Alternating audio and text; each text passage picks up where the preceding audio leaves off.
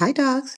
Before we get into the episode, I want to personally invite you to a powerful Facebook Live I'm doing inside the Profitable Private Practice Facebook group. It is called The Real Reason Your Office Manager is Underperforming and How to Fix It. We're going live Wednesday, September 17th at 12 noon Eastern.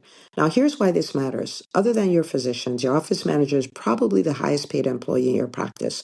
And when they perform at their highest level, it can completely transform your business. We're talking more impact for your patients, more financial freedom, and more time freedom for you. Now, here's what I need you to do. Head over to the Facebook group. You can find it by going to entremd.com/group. And once you're in, I want you to share the biggest challenge you're facing with your office manager right now, or why you haven't hired one yet, or why you fired the last one, so I can make this session as relevant and customized for you as possible. Don't miss this. It's going to be a total game changer for your practice. I'll see you Wednesday, September the 17th at 12 noon Eastern. And now for the episode. The human mind is a very interesting thing. The default setting is it's looking for what is not working, it looks for why things can't work, and all of those things. And so if you don't discipline it to do certain things, it's just not going to do them.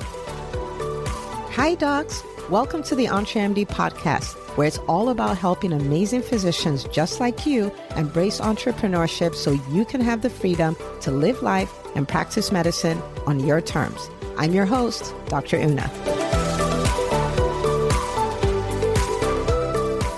One of the thoughts that challenged me the most and put me in a position where things I could have accomplished in 3 months maybe took me years to accomplish was this thought: it's not working. It's not working. I can think of times where I got on stage and I held back from presenting the way I could because I was like, man, it's not working.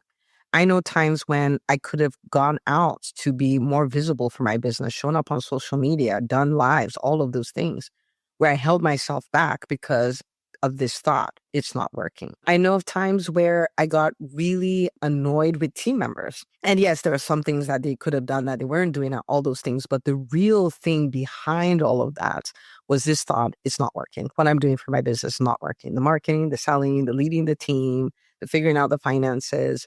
And then this is just at baseline. But on top of it, then certain things would go wrong. Maybe something wrong with the system, or somebody, a team member functioned in a certain way, or a launch that didn't do as well as I expected it to, or having less patients for a few days in a row than I wanted to. And it would then make that thought so much louder, like it is not working. And it is one of the most disabling thoughts. It is so far from an empowering thought. And a lot of times it has nothing to do with reality. Now, I am currently in a time where this is not a thought that stops me anymore for the most part. And I have a saying, and I say it all the time in the EntreMD Business School. I say it's working. It's always working. Okay, it's always working. For those of you using the 20% Coach Journal, you'll see it in there. It's working. It's always working. And that's what I choose instead of that thought. But I'm going to walk you through that process. And I would think I want to start off by saying that if you find yourself in a position where maybe you wanted to hit a milestone and you didn't hit it, you had a revenue goal and you didn't hit it, or you had a launch and you wanted to welcome a certain number of clients and you didn't, you had a month in your cash pay practice where you're like, I'm going to get X number of patients and you didn't, you brought on a new EHR or whatever, a billing system, and you're like, yes, this is the thing that's going to make a huge difference in my practice, and it didn't. I want to invite you to tell you, for me, most of the things that I have set as goals, like many of them I never hit. I mean, they're still ongoing. I'm still, going after them. I don't let that stop me. Like, I don't let that stop me at all. Now, in spite of that, right, we've done so much. So it's not as though we're not moving forward. It's not as though we're not moving forward significantly, but I don't sweat it. Okay, let me walk you through my process. This is a 6-part process that I used to overcome this thought. And again, why is this important? Because it will stop you. It will stop you from showing up. It will stop you from showing up at a higher level. It will make you sabotage yourself all the time. And it will put you in a place where you'll be very hard to collaborate with. And that is where whether you're collaborating with people external to your company, you're collaborating with people in your company, like your team members and all of that stuff, because you are going to be in a state of frustration. Like, that's just where you're going to live. And for me, I'm like, I'm really at a point in my life where I want to make sure that what I'm doing is what I want to do and the life I'm living is the life I want to live. I definitely do not want to walk around with an underlying sense of frustration. That's just too much, way too much. Okay. All right. So let's look at this 6-part series. And the first thing I do when this thought comes, like it's not working, or rather a habit I have that prevents me from falling apart when that thought shows up, is this habit of doing a 12 to 3 year review. Okay. And it could be 5 years, 10 years, whatever, but at least 12 months to 3 year review. Okay. It's a review. So it's looking backwards. Okay. And so when I do that, what I'm looking for is all the things that I thought were not working that have worked, all the things that took a little longer, but they played out exactly the way they were supposed to play out, all the things that I stressed out about. And now I'm like, yeah, knowing what I know, I wouldn't have bothered with all of that. And really what that is me pulling from the wisdom of my experience to then use that wisdom to have a better experience this time. Right. And so, for instance, we had a time where we were going to buy our medical building, right? Like, so we started off, leasing a space. It was about 3 exam rooms. So it was perfect for when we started. We're able to keep our overhead low and not deal with any financial pressure and stuff like that. And so we started it there. And it's a building with 4 complexes. So we started off there. And then as we grew, we needed more space, right? Obviously, we outgrew that space. And there was an OBGYN who was in a different suite that had 6 exam rooms. And this OBGYN had just moved out. And so we moved into that space and we leased that space. And then we got to this place where we're like, okay, well, we're going to need a place, right? But we're going to need our own place. And we started looking to purchase our own building and things like that. Finally, my husband just got this nudge to go ask the owner of our building if he will sell the building, like if he was looking into selling the building, which is very odd because he owned a private practice within that space as well. And so we approached him, and after a number of conversations, turned out that he was open to selling it and all. And, so we started those conversations. And it was some ridiculously long amount of time. It was like, it's not working. So what are we going to do? Our lease is going to run out, blah, blah, blah. There are all these things going on. And at the end of the day, we finally were able to close on the building. We acquired the building only to find out. Okay. So we found this out like close to the time we closed on the building, that the reason for the delay was the owner of the building was selling his building to the hospital, and he wanted to secure a 5-year lease before he sold it to us. For us, we were like, this is a delay. But what it did was, instead of giving us a building and then we would have this huge vacant space, because that was the biggest suite, we had that and we had a 5-year lease with the hospital, right? And so did that seem like a delay? Did it seem like things were not working fast enough and all of those things? Yes. Did it work out for us? Royally. Like royally. And, that's just a reminder, like at the end of the day, it's always working. Like our part is to do our part and do our part, to the best of our abilities, but it's always working. I've had a time like, when we first opened the On Train to Be Business School. So this was 5 years ago. And after we had the whole event, we had On Train Be Live. I told everybody about the school and all of these things. On day 1, we had 2 people join the school, like 1, 2.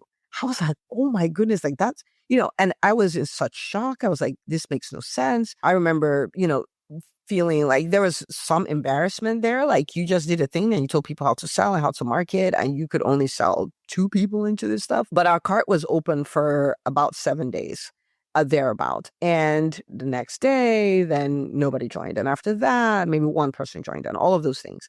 And I kept going and kept going, like full speed ahead and stuff like that. And we ended up with 22 doctors the first time we opened the school. And so I remember that. You know what I mean? I go back, I review, I remember that. And so if I'm in a place where I have 2 people, it doesn't mean I can't have 22 people, right? Because it's always working. But if I stop showing up, then it's definitely not going to work, right? We've had times where in my private practice, we've had, that when the Great Resignation happened, it was becoming a challenge to have people who would work and, people who would do good work, people who would stay longer than 2 weeks. I mean, we had people who would even want to be interviewed and not show up for the interview, or they'd show up to work and they work for 1 day in the morning and then not come back, after lunch. And it was all kinds of stuff, but I remember that's when we built out our own training system and started training, like pre-meds and pre-PA and all of those things. And those became our MAs. And then we just have this pipeline, and that's a historical fact, right? And so at the end of the day, it's all working. It's always working. If it's not working for me, it's working on me. If it's not working right now, it's still working. And, when it plays out, it will make up for the quote unquote time lost.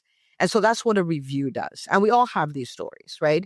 And so I try to look back a year to 3 years and then just pull up these things of times when I thought it wasn't working, but it turns out that it was working for me in the best possible way.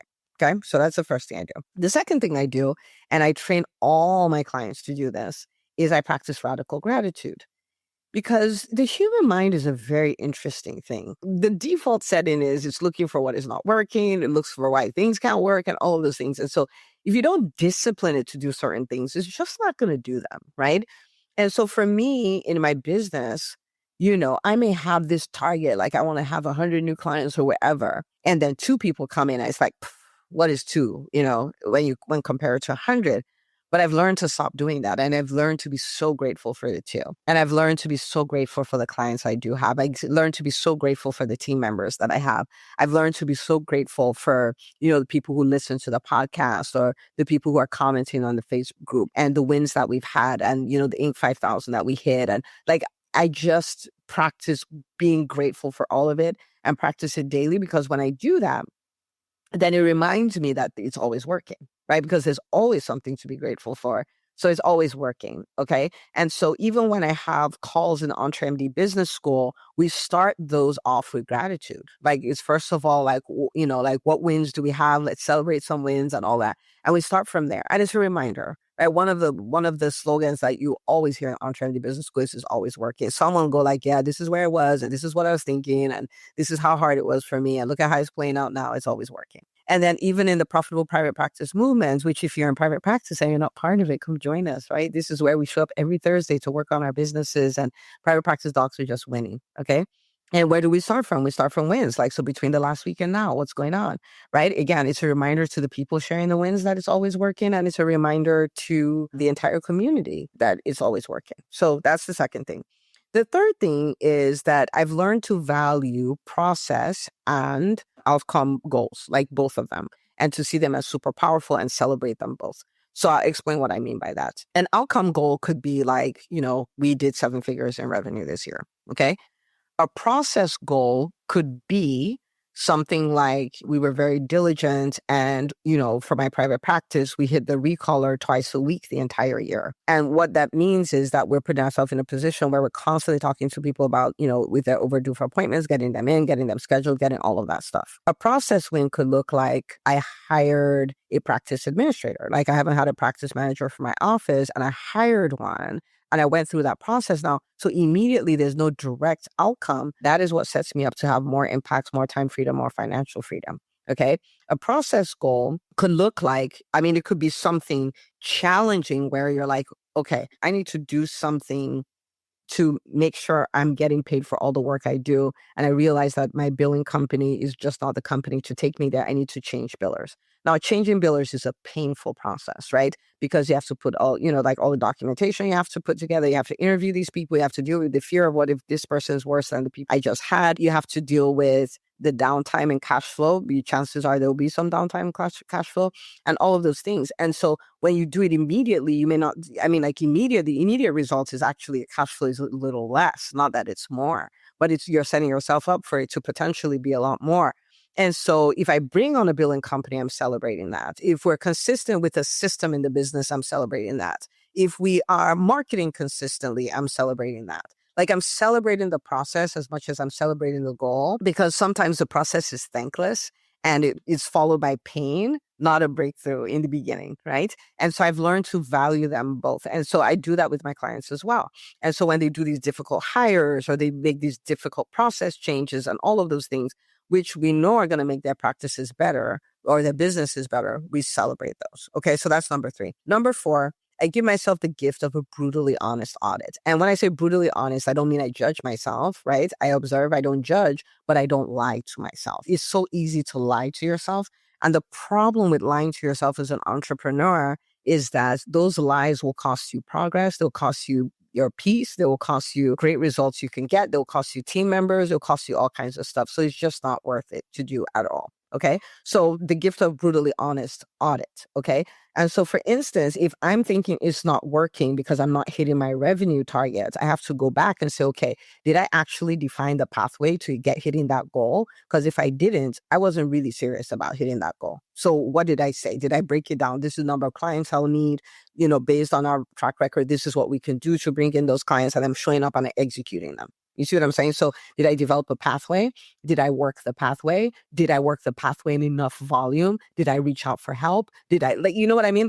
Because it's easy to go oh, nothing's working. It's another thing to audit and say, okay, self, let's take a look at what exactly is going on here, right? And so I give myself the gift of that. And I call it a gift. It is emotionally, it's not something we would necessarily like to do, but it's what is required for the business to thrive. And so I would do that. And so I can say, well, it could work. This is totally workable. I just haven't worked it yet, right? And I would go further to ask myself, why haven't you worked it? And what can we do to audit that? That's a whole different conversation. But, it's is it because I'm setting it up not to work? And this is not a blanket, well, it must be me, I'm the problem type of thing. So you actually taking the time to sit and do an honest audit and to see, is it me, right? And is there something I can do differently and all of that?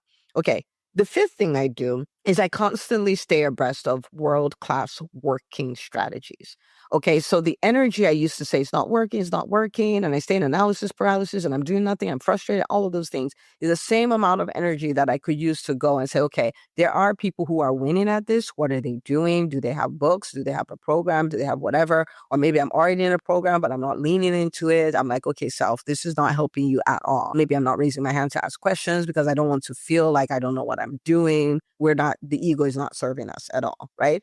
And so I would just lean in to get a world-class education. Well, when I say education, I don't mean certificate. Oh my goodness, that's not what I mean. What I mean is I want to make sure that I understand the best practices for getting the result that I want to get. And I make sure that I have that information, right? And so I would constantly stay abreast of those. So I'm always looking at what's working for marketing or for selling or for leading the team and all of those kind of stuff. And of course, for me, it's a little more than just my own businesses. I'm responsible for hundreds and hundreds of physician entrepreneurs and thousands if you include our workshops and the podcast and stuff like that. And I cannot afford to not know, it's too expensive, right? Okay. I call out the lies, okay, by doing this 1 to 3 year review. I practice daily radical gratitude. I value process and outcome goals. I give myself the gift of brutally honest audit, and I continue to stay abreast of world-class working strategies, okay? And then finally, what I do is I just flip the narrative, right? It's working even better than I can imagine. And doing that 1 to 2 year review puts me in a position to say that, honestly, it's working even better than I imagined. Is working even better than I imagine. And if there are things I need to fix, I've owned it, I fixed it, and we can keep it moving, right? And so it's working even better than I imagine. It's working even better than I can imagine. It's working even better than I can imagine. And instead of letting it's not working keep running in my mind, this is what I then let run in my mind, right? That's the way I have put myself in a position where I don't let it's not working stop me. I actually don't believe it's not working. I believe all work works. And doing this work over time has brought me to this place where all work works. All work works. It's all working. Everything is working, right? And so if you think about the purpose of the thought is not working, what is the purpose? Is to stop you from working. What is the thing that is guaranteed not to work? Not working, right? So if I am not working on my marketing, for instance, because I put out a number of things and I'm like, this is not working, and then I stop altogether, that is guaranteed not to work. Right? That is guaranteed not to work. So I just don't do that anymore. I think it's a very dangerous thought. I think it's a thought that creates paralysis for physician entrepreneurs. And it's a thought that keeps us those same week to week, month to month, year to year, where we may get a little better, but we're not getting radically better because we're too scared to go out there and go all out because at the back of our mind is this thought, it's not working. So I want to invite you to do these things. Okay. I want to invite you to do this thing. I want to invite you to practice radical gratitude. I want you to practice owning the thought is working even better than I can imagine. It's working even better than I can imagine. And if you look all through your life, you'll see so many examples. If you look through all the life cycle of your business, you see so many examples of exactly this. Okay. Chapel Rowan, cowboy hat, again in black, pentagram on it. Another one who's dressed a lot more Glinda, bright pinks, pastels, lots of silver accessories. Next to them, we also have just an actual octopus with a little moustache stuck on, a sort of Salvador Dali moustache stuck on the front of their... Do octopuses have a face? Stuck on their body at some point that gives the impression of where their face is. Work this process and then come to this point where you're like, you know what, it's working even better than I can imagine. And then you go all out.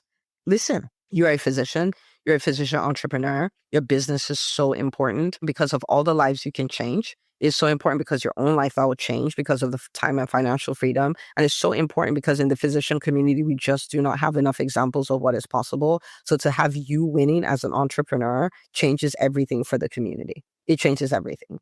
Okay, so I want to invite you to embrace this. I want to invite you to rise above this thought. That thought is like, it's a bad guy. It's like a terrorist. It's a bad guy. Trying to stop you from doing stuff, and just don't let it anymore. And every time you think it's not working, just start thinking it's working even better than I can imagine. Okay? I'm rooting for you as always. And if this episode helped you, send me a DM or PM and say, let me know how it helped you. And if you have follow-up questions, send them to me and I might just make an episode just for you. Rooting for you always. See you on the next episode.